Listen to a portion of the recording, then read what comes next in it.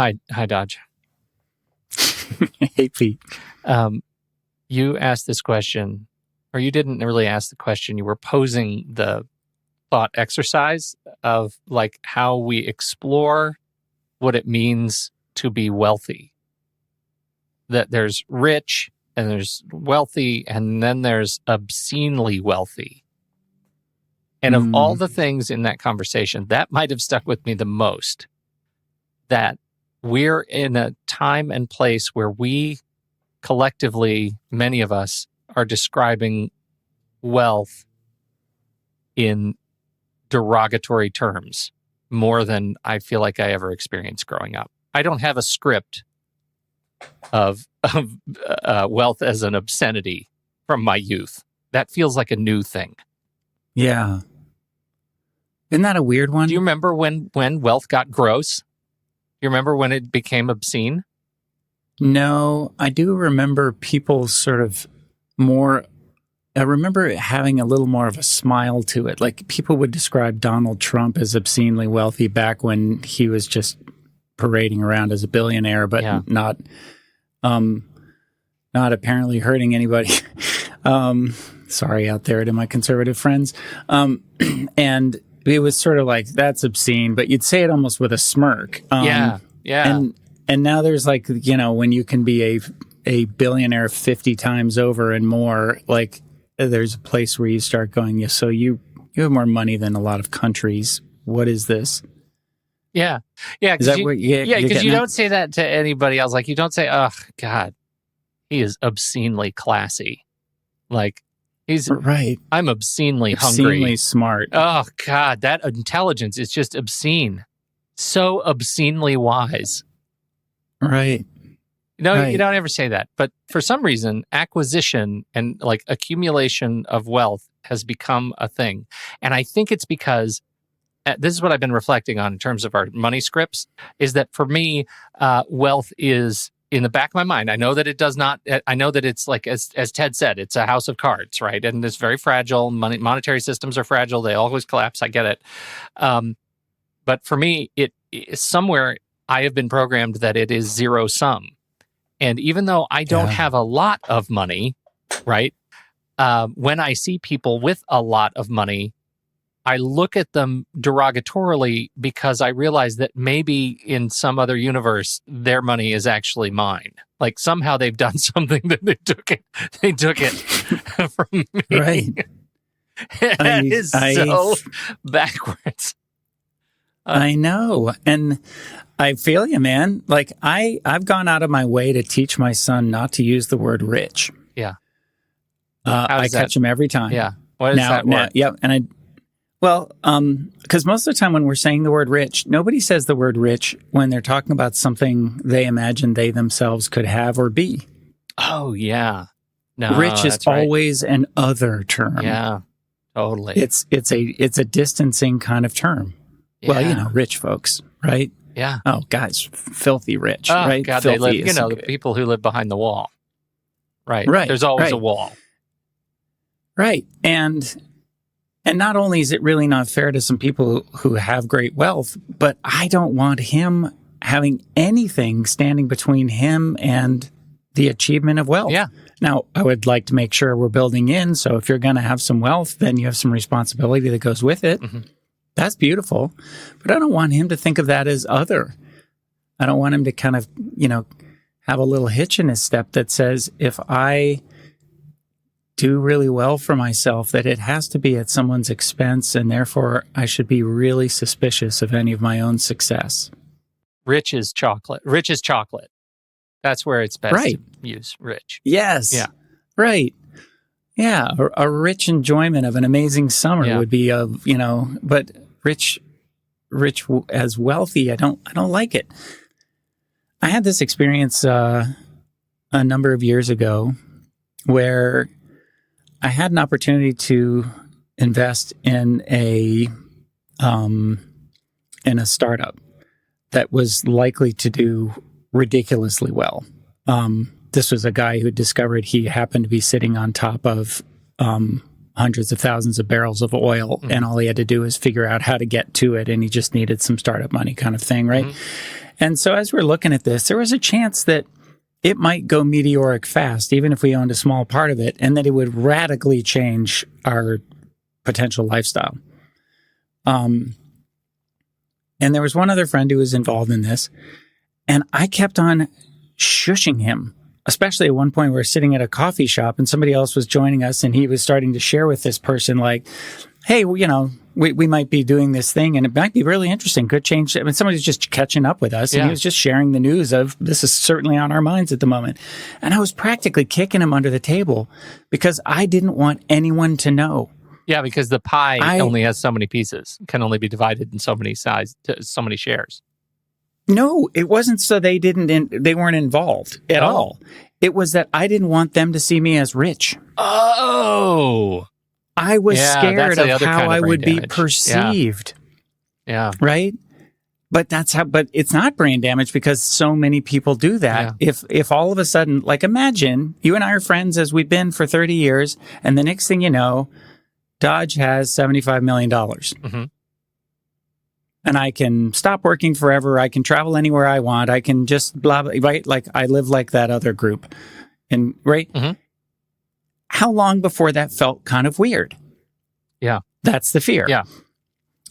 And so it brought back all this old... I gotta ask, did you invest? Did you make $75 million? Because you never told me. We did invest and it didn't work. Okay, good. Well, good. Then at least we're both still equally grounded. That's what I'm talking about, right? Like, think about your relief in knowing, like, what if I had made this huge sum of money and I never told anybody, which was Sophia's and my plan. We were just not going to tell people because we didn't want them to feel weird. Yeah. We just wanted to be the people who would, like, rent a big house on the beach and, of course, you can come. No, don't owe us anything. But we weren't going to tell anyone why that was working for us. Anyway, it didn't end up working. That was its own disappointment.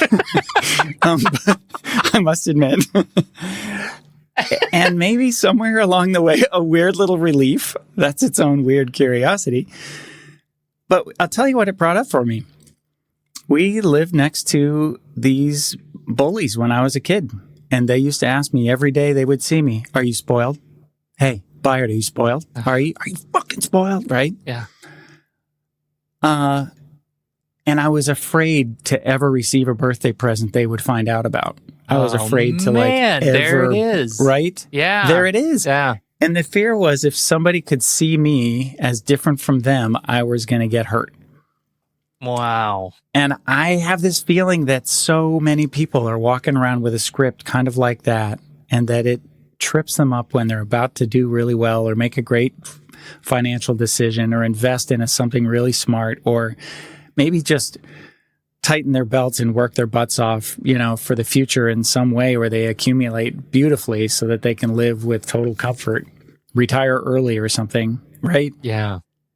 But they're scared that someone's going to squint at them and go, really? Oh, you're the kind who retires at 50. Uh-huh, sure. I think I look at just about all of my friends, and for any number of reasons, I mean, I made the choice back in the early 2000s to stop working for a big corporation. And I had a good job and I traveled all the time and I wore suits and ties attached to them. And I did all of the trappings because I thought that's what I had to do. And then I realized I was missing my kids growing up and they were very young and I wanted to drive carpools and stuff. And so I quit and I made a conscious choice to do those things and as a result, make less money. The knock-on effect is now I make less money than just about all of my friends, right? Here we are a decade and a half later, and everybody's kind of reaching this other sort of point. And we have a much more just sort of modest lifestyle. And I am now, here I am, I mean, we're cresting toward 50, and I'm hearing my friends talk about, well, I'm looking at my spreadsheet and starting to project when I can retire. And to your point, it is weird. I don't try to make it weird, but in the back of my head, it's weird because I don't know how to stop myself from thinking, must be nice, in that kind of derogatory inner head voice. Oh, must be nice to be able to start having that conversation because I'm not close to it. And that's okay. That's okay. It's really okay. Yeah. I've made choices, and when I'm not in the middle of that conversation, I'm totally rational about the choices that I've made and how excited I am to have been able to embrace the life that I had when I did. I regret nothing. But must be nice is still there. And that's the sort of, I don't know, the application of the script that, that I have at work. It totally makes sense.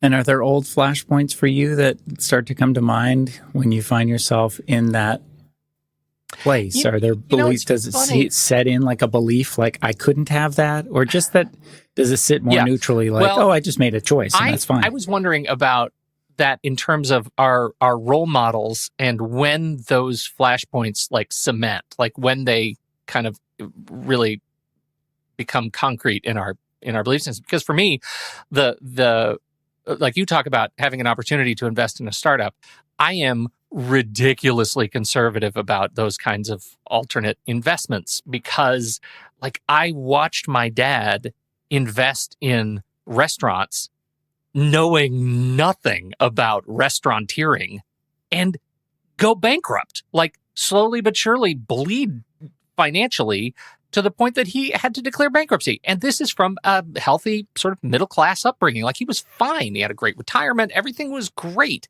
And then this thing comes along and everybody who does know something about restaurants said, Lloyd, you don't want to do this. This is not a thing you want to do. And he said, okay, I think I want to do it.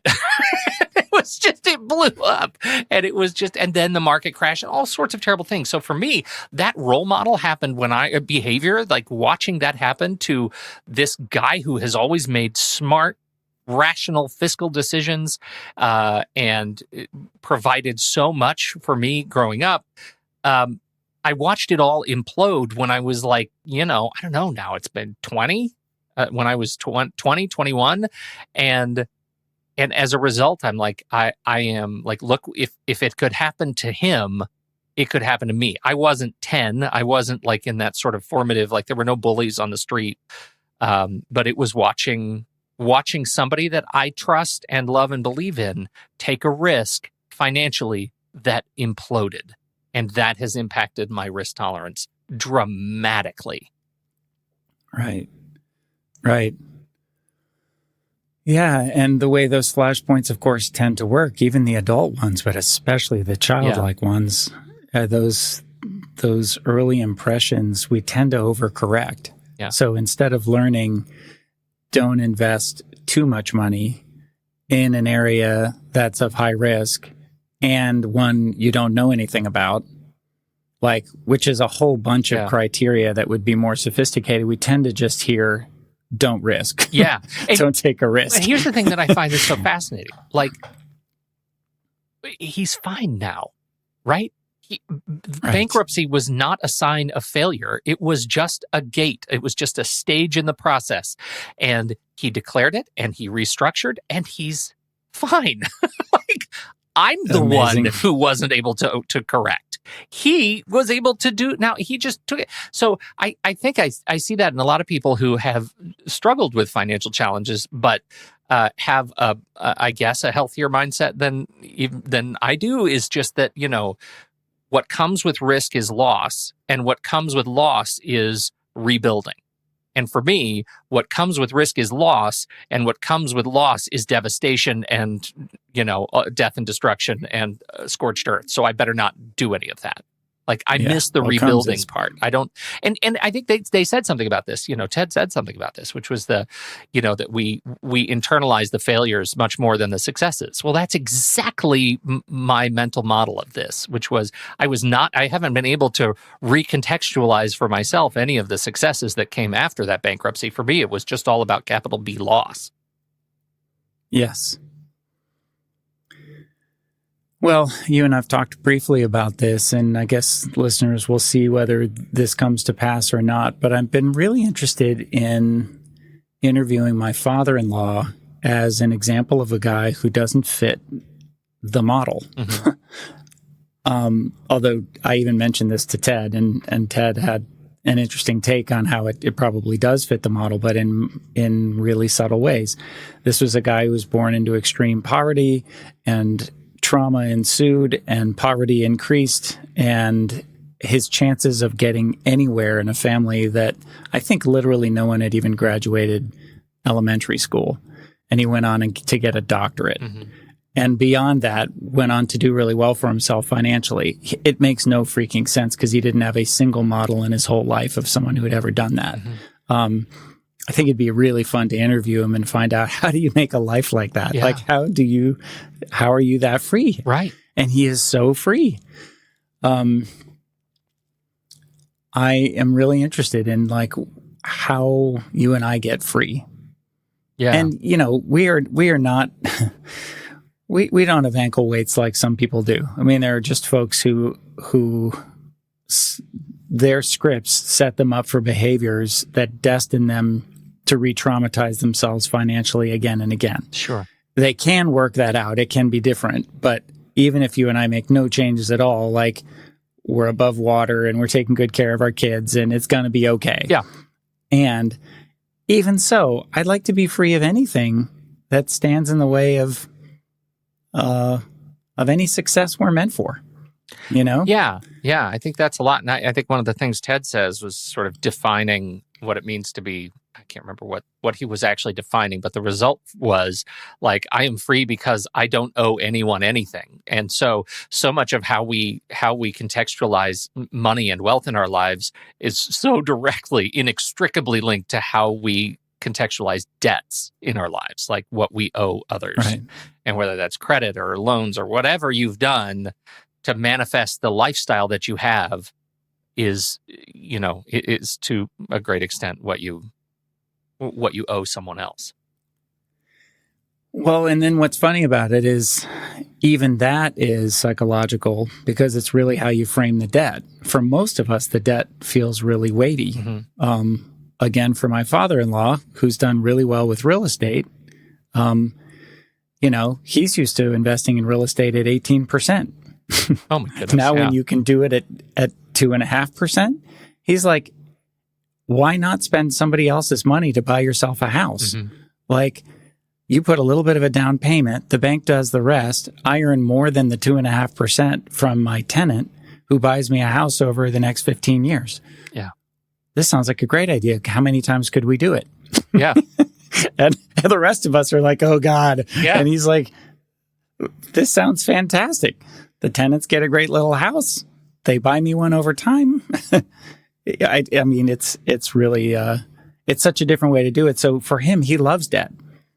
Yeah, because debt is just another, like, it is a neutral existence of, like, it's emotionally neutral, right? Debt and it's credit. Part of doing business. Debt and credit are, they're just pieces of this puzzle. They're just things that you move around on a board. And I think for me, that's not the case at all. And it's not like I'm out there, in Ted and Brad's words, hoarding. Like, that's not what I'm doing. But I definitely see a different emotional value in a dollar than a not dollar, a dollar that I have than a dollar that I owe. And I'm not sure, A, how to shake it, and B, I guess I'm not convinced of the value of shaking that perspective yet in my life. Like, should I be aspiring to be more like your father-in-law? Is that what we should all be working toward? Let's not get too concrete about it. So not necessarily in terms of how you think about debt. No, you're wrong. I'm going to go ahead and do it. I'm going to go ahead and call the bank right now and just start signing out loans. just borrow. No, I think his idea is there's good debt and there's bad debt. This guy doesn't carry any credit card debt. He thinks that's crazy. What he's interested in, though, is like, can he wisely leverage debt to set up financial success over time while setting himself up with enough cash to work with that if any of those houses doesn't work well, he knows what to do next. Yeah. Like, he's not getting himself so deep in debt that he has no way back out. Anyway, I guess that's the idea. What I'm interested in, though, is like, so one way or another, whether he's using debt one way and Ted's using it another, both of them have found success and a kind of a freedom from that financial burden. The script that says, whatever I do from here, it's just going to get harder. Yeah. Yeah. I'm screwed, or this isn't going to go well. And they seem to be free from that sort of limited thinking that says, like, I'm only ever going to get to about here before probably something goes wrong, or I am wrong because I shouldn't have more than this. Yeah, right. Yeah, and that's what gets you to the, I just paid off my debt. I guess I better take the family out to dinner. You know what I mean? Like it's like, how easy is it to get into a healthy money mindset until you don't owe anybody anything, and all of a sudden you kind of feel that urgency to spend. Right. I need a little bit. I mean, it seems silly to just leave that credit card at zero. I should probably get that new computer, right? Like, I need that. And as long as I'm getting a computer, I better get iPads. Right. Gotta get some more. There's a watch that could go nicely with that. Right. Yeah. It's easy to do. And it's interesting just kind of our programming around that, you know. He talked about working with a very wealthy person who was burning money way faster than she was making it. Yeah. And her financial team was, you know, the best of the best, and they were frantically trying to get her to stop spending that much money because she was spending more than she was bringing in. And so they called Ted because he's kind of a wizard with this stuff. And so he thought about it a while and called the team back, and he said, okay, here's what I want you to do. I want you to go get those giant sticky notes. You know, those things are as big as a poster. And let's go 10 years back, whenever this started, and show what were the assets. How much money, how much cash, what were the investments, like what did you own, all of those things. And 10 years back, you know, write that date on there for that year and write all the assets. And then right next to it, go 9 years back and write all the assets at that point, and 8 years back, and 7 years back, and 6, all the way around to what she's got now. Please hang all of those in a conference room. And I will meet you there with her at whatever point you tell me to get there. So they follow his instructions. He shows up, and he talks with her and says, I just want you to see something, and takes her to the wall and says, would you read this out loud to me? And she reads out loud what she had 10 years ago. And then he says, great, well done. I'd like you to tear this up, please. And he hands it to her and makes her rip it into a million tiny little pieces and throw them on the floor. And then she reads out loud, what did she have 9 years ago, which was a shorter list, but not by too much.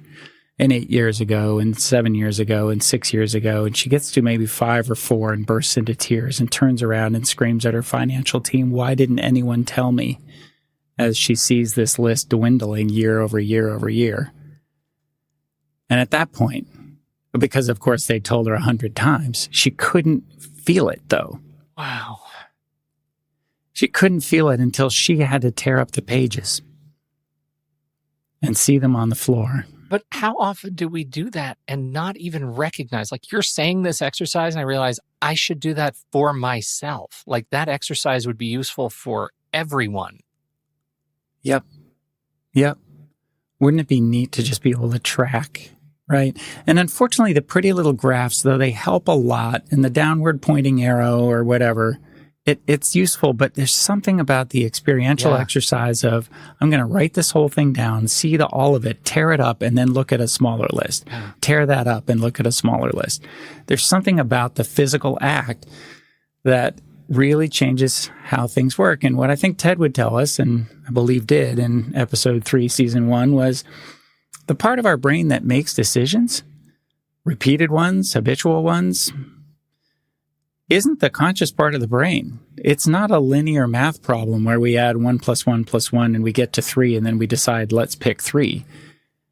There's all this weird sort of fuzzy math that happens on the right side of the brain that's much more physical than that. And if you don't activate that part of the brain and body while you're considering something, that part of the brain doesn't get involved. Yeah, right.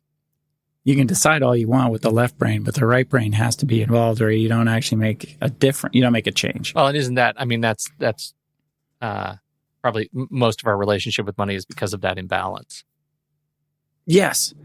And as he would say, you know, like they say in Britain, as you go to get on the, you know, on the tube, like, mind the gap. Mind the gap. Ted feels like mind the gap is really financial psychology. It's the gap between what you mean to do with money and what you really do with money. There's a gap there with a whole lot of rich information. Yep.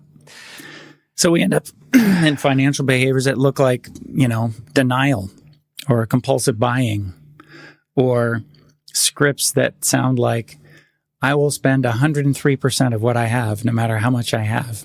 Yeah. Yeah. In spite of the fact that we have those stories like Ted was talking about the young man who saved 99 cents of every dollar and now owns a bunch of like burger joints or something. Right. That can be a whole other script. Yeah. And the problem is, I will only ever spend 50%. Yeah, right. We started that with our kids when they were very young. We did the 3-jar thing, right? There's savings, spending, and charity. So everything they got, they had to put a little bit in each thing. And we got to the point where they were choosing kind of the percentages. Early on, we told them kind of what the percentages should be. And they, now they have actual bank accounts, and who the hell knows what they're doing. I hope I did all right. I think my job is done. You did great. And what would you think about adding one more jar and asking him to keep doing this? And the one extra jar would be investing. Yeah, dang it. Ugh, missed the boat. No, you didn't. You're still time. Yeah, that's right. Thanks to the pandemic, they're actually still here. Right. You've got time. But also, it's a perfect time for Sophie, your oldest, college-age Sophie, to just start investing for forever. Like the money she invests today is worth, 10, 20 times what she'll invest just, a couple decades from now when it seems important to get started. Yeah, and we did. We just got her an IRA because she turned 18, and that was the thing you do. And so delightfully, like we're kind of starting that path, and I just hope that we're just ahead enough that we can instill some habits. Oh, sure. Yeah, absolutely. You can get all excited and high five like crazy when like she starts getting a return that's a little above where she had it, and it's like, look at that. Yeah. Now it's doing your work. Yeah. It's working for you instead of the other way around. Right. Powerful. Yep. There are all sorts of great things that can get started early, and it's still early. Yeah. And then you get out of, like, for me, I racked up a ton of credit card debt in college. I was a disaster. And so I had to take drastic action when I left college. And I had a different career in mind. And then I ended up moving over to overseas because, I don't know, somehow they could pay me a lot more for doing what I was doing. My expenses were so low because they were covered. I was, teaching, and I had to do that, take extraordinary action, change my life path to, over the course of a year, pay off an extraordinary amount of debt. And the problem with that is I learned that I could take extraordinary action to pay off debt. Yeah. And then you have another cycle. Thus is born, which is, oh, right. So if I get into a little debt, I'll always be able to take extraordinary action. Right? I'll always have those choices.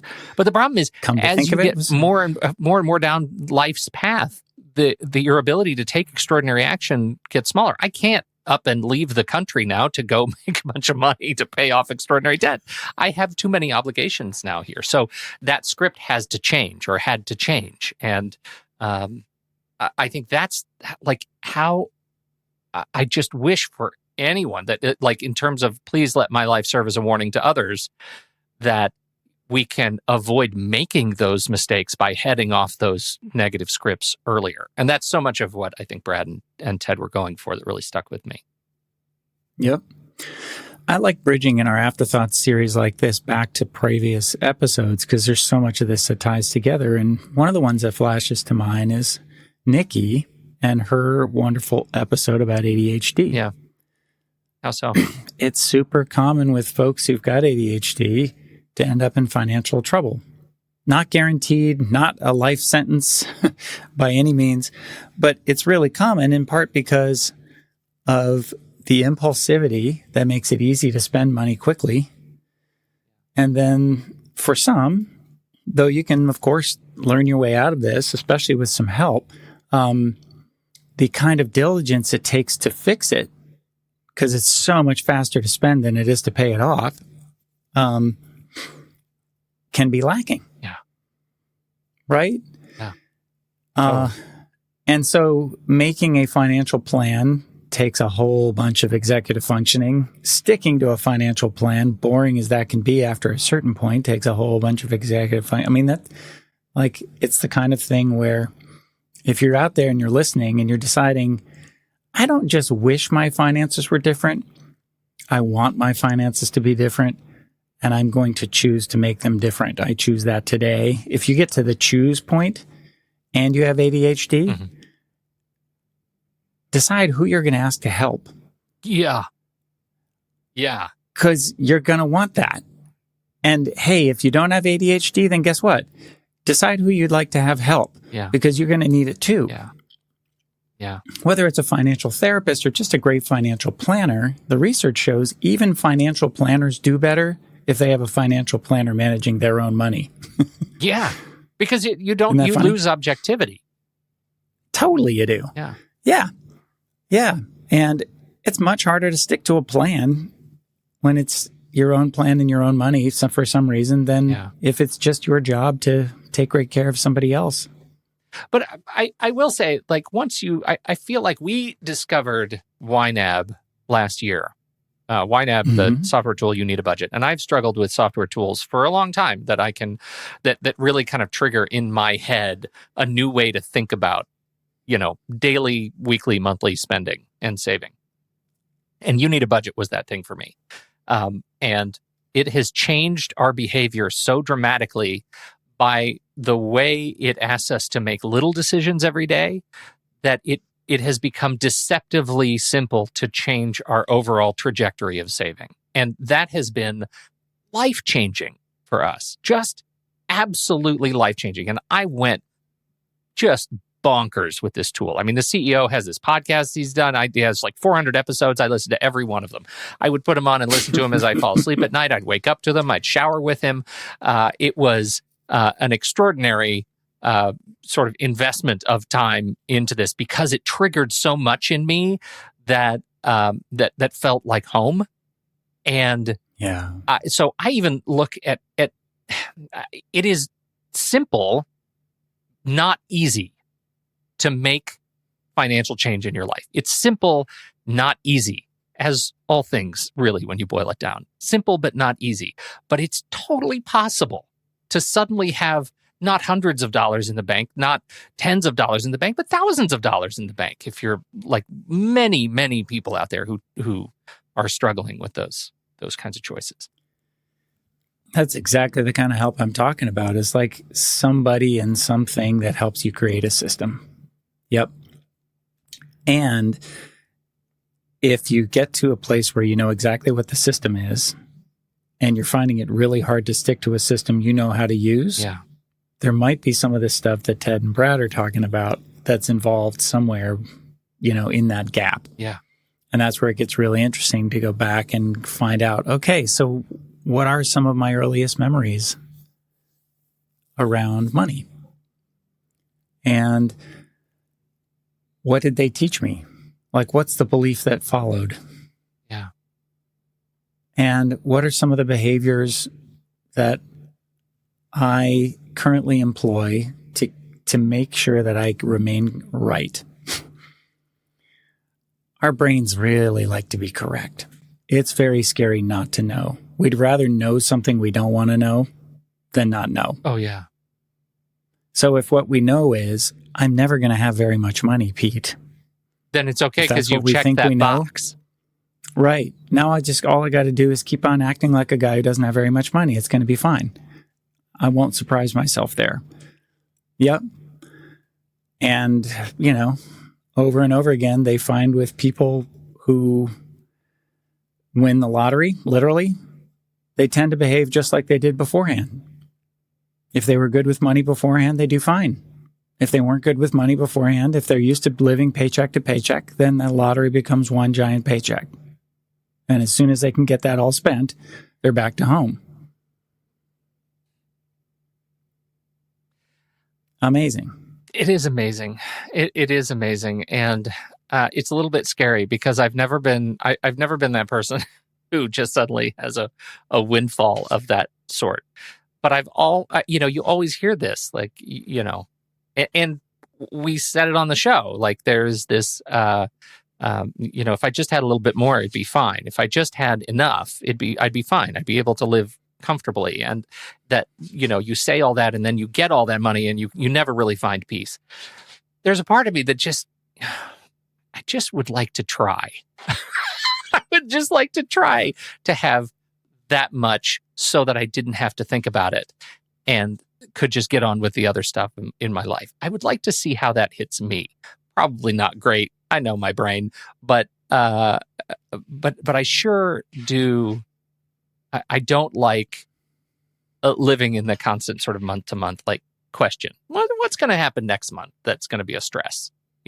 When's my house going to need a new roof? When's my furnace going to blow? So, I mean, as sweet as the humility is, like, could you hear as you were saying that the way in which, like, the script was saying, probably not. I mean, who would I be to be the kind of guy who had enough money that I didn't have to worry? Like, there was kind of that question. There was a little bit of, like, I wonder. Yeah, no, you're right. No, you just called it. You called it on me. Yeah, you called me on it. That's exactly right.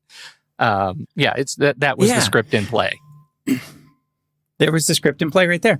And you said something right after our episode with Ted, like as, we were wrapping up and just getting ready to put our computers away and stuff, that really stuck with me. You're like, I think the thing I really want from wealth, if I could have enough money, is just finally the freedom to not have to think about money before I spend it. And then I realized, I could do that anytime I want. I could go spend something without thinking about it right now. And we both had this big laugh. And I was like, oh my God, that's what a whole lot of people do. Yeah. They just want to not have to think about it. That's what wealth is for, is just so you don't have to think about it. And the truth is, it doesn't last very long if you don't ever think about it. Yeah. And the truth is, as Brad and Ted's research has indicated, it's only the people who have thought about it that become wealthy, right? It's only the people who are conscientious about it. And that's, back to YNAB and that switch that flipped for my brain, which was like, oh, right. It's only when we started thinking about it that the numbers started adding and not subtracting month over month. Yeah. And what's so fun about your example is you've enjoyed it. Yeah, it's been really fun. I mean, maybe not everybody has to listen to all 400 episodes to get there, but what you're describing is like you've called me for a bunch of time over that period saying, dude, this is really cool. Yeah. Like, it helps you age your money. And now you start looking at, look, I'm spending money that I earned 60 days ago instead of money I earned day before yesterday. Yeah. That's really feels good. It's the first time that metaphor, like that money metaphor, has really flipped for me, that it's made sense about what wealth is. And that's what inherited wealth is. It's spending money today that somebody earned decades ago. Age of money. Right? Right. Or more than that, right? Yeah. Generations. I would like to say I was really fortunate to grow up with examples of ancestral wealth that was healthy and mindful and good for the community. Like I grew up knowing that there was something out there that I didn't know a lot about until kind of adulthood when I went to finally really check it out. There was this thing in New York called the Dodge Foundation. And this was started by a, great-great-great-grandfather kind of person who at some point started to make, he already had wealth. He happened to make a widget that was really useful in World War I. And the U.S. Army, I think, came to him saying, hey there, we're going to need a whole lot of those. And he went to his minister at some point and said, I'm about to make a whole lot of wealth in this war, like a whole lot more. And it doesn't sit right. And his minister said, well, what would you like to do with it instead? If you don't feel like it feels good to accumulate it, what do you want to do? And he said, I'd like to give it away. So he set up a foundation, and all the money he made in World War I went into this foundation. And more than 100 years later, it's still managed by the family that created it. Wow. and has given away more than $50 million in that amount of time to communities and underserved populations, and has done a lot of good. And I just want to say, like, I want to be that guy. Yeah. You know, Yeah. There's folks with wealth who do amazing things with it. The problem is today, those stories that are unsullied are fewer and farther between, right? We were just watching CBS Sunday Morning, and they were talking about the Sackler family. And the Sackler family, of course, is a deeply conflicted and controversial family. They have generational wealth invested in museums and concert halls and buildings supporting the arts, because that's one of the things that they hold dear. And also the opioid crisis, right? I mean, also they're the family behind OxyContin. And that it's hard as you see institutions, organizations taking the Sackler name off of their buildings and refusing donations now from this extraordinarily wealthy family. The family likely to carry much of their wealth with them after this crisis because of, their financial advisors and structural issues. It's hard not to look at that and say, hey, there has been a lot of good invested into the arts that they just poisoned, that they just poisoned. And so that's one of the things when you say obscenely wealthy, to me, that's what I think of. Somebody who's so wealthy that that entitlement comes with this, the freedom to do such ill because they've bought their way into good. Yeah. Yeah. It's hard. So the Dodge Foundation example, I don't know the background of that example either, but that's one of the things that still sounds pure. And I want more of those examples, right? I want more of that I want to hear more of that. Yeah. I have no idea how far somebody would have to dig before they found some example of humanness in there that was imperfect. Yeah. I'll bet you that guy, once upon a time, didn't do everything right. Yep. But he did that right. Yeah. And the foundation has done a lot of things right. And however imperfect I may be, showing up with wealth someday, I hope, I would do something right. I'd like to build new money scripts and better, wiser, healthier behaviors so that I could be less anxious around money and do more good with it. Boy, that's triggering. Anxious around money for me too, I'll tell you. Just doesn't. I don't want it to be a scary thing anymore. Right. I want it to be largely a hopeful thing. And there are a bunch of places where it is for me, but there are times also where I'm just like, I'm kind of sweating it. And I'm like, why? Yeah. Why? Yeah, totally. Yeah. Well, and that's, I think I got a lot out of Ted and Brad talking about that. And really, I think I needed to listen to that twice just to get the examples out that they start dropping, right? About, the examples of money mindset and the way wealthy people have naturally, the wealthiest of people don't communicate wealth, and the fact that our social media lessons are all the wrong lessons of wealth, because people who are showboating report having the least. They need the most to support their habits of spending, and the people who are wealthiest are, still wearing their Izods. Yeah. Modest. They may be 50 times wealthier, but they only spend 2 times as much. That's, I think, was one of the stats. That's a fascinating one. Well, for everybody out there listening, I'd really encourage you to pick up some, a book or two by those guys, because they've got great exercises in there, chances for you to really kind of work with your stuff. Probably be neatest of all if you could do it with a friend or a group or your spouse, so that you have a chance to talk about it a little bit. It's these things are very much changeable. And I know there's somebody out there who's stressing as you hear this and have heard that episode and thought, oh man, I'm hopelessly screwed up. And even if you're screwed up, you're in great company and it's not hopeless. This is very much changeable. I got the audiobook. Nice. The Money Mammoth audiobook, narrated by Graham Rowett. He's got a good voice. He's Heck yeah. definitely an energetic audio reader. He's a very energetic audio reader. You will want to do something with your money after you listen to this guy. Fantastic. It's really good.